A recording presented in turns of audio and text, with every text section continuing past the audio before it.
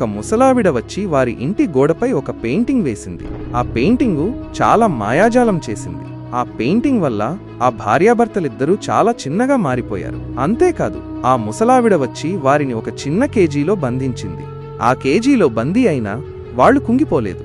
వాళ్లు కలిసి ప్రయత్నించి ఆ కేజీని గట్టిగా ఊపేశారు. అంతే, ఆ కేజీ కిటికీలోంచి బయటకు పడిపోయింది.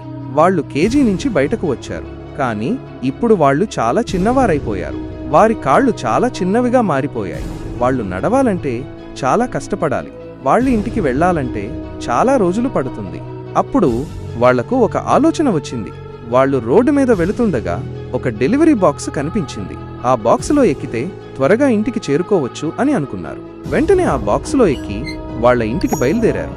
చాలా కష్టపడి నడిచిన తర్వాత వాళ్ల ఇంటికి చేరుకున్నారు. పార్ట్ 2 చూడాలంటే ఈ ఛానల్ను సబ్స్క్రైబ్ చేసి